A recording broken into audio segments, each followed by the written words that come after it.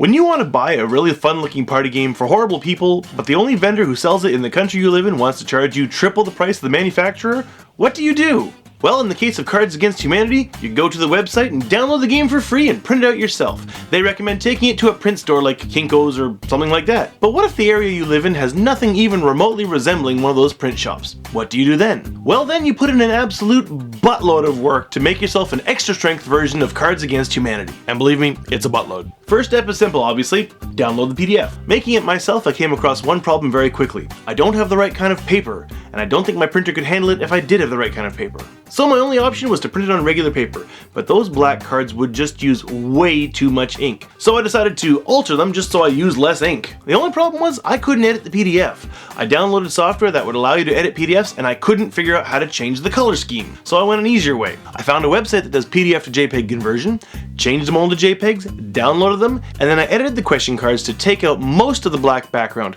but still leave the text in white with a black outline. Next step was printing out all the cards, then spent several hours cutting them up. Then I took some construction paper I had around and cut out 6 cm square backing pieces. I then put a small bit of glue on each backing piece and attached the card so it wouldn't move around at all. The next step is where the extra strength comes in. All the cards were laminated. I could fit 12 cards into one sheet of A4 laminate. This took some time because the laminator is only supposed to run for an hour at a time. It took me at least 3 sessions laminating to get them all done, I think, and I'm pretty sure I went over that 1 hour limit at least twice. After all the laminating was done, it was back to cutting again. And cutting, and cutting, and cutting, and cutting. Then once I was done all that cutting, I still wasn't finished because I had 2,200 very pointy laminate corners that needed to be rounded off with a corner cutter. That actually went quicker than I thought it would.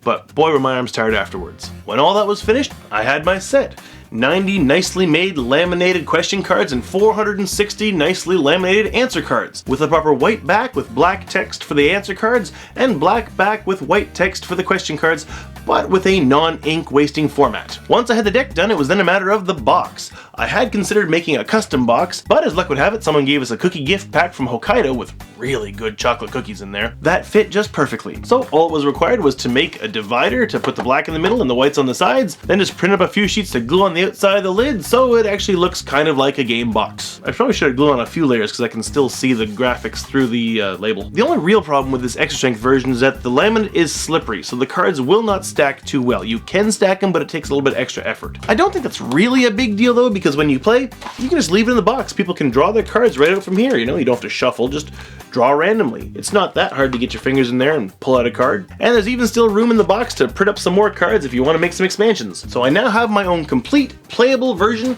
of Cards Against Humanity.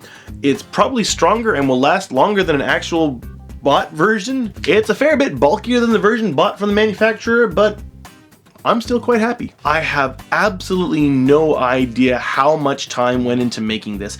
It was many hours. All the cutting and cutting and cutting and laminating and corner cutting. I definitely have more than 24 hours into this. If I'd been skipping work to make this, it would have been worth the money to just spend the 7,500 yen and buy it at triple price on Amazon COJP. Actually, to be fair now, it's down to just double price, but still, that's kind of expensive. But because I was making it on my own time and because I love making things and because it gave me this chance to make a video, I was quite happy to make it, but I was also quite happy when it was finished.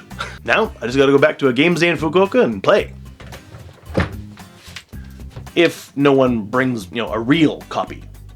Well, even if they do, I spent a lot of time making this thing. I want to use it.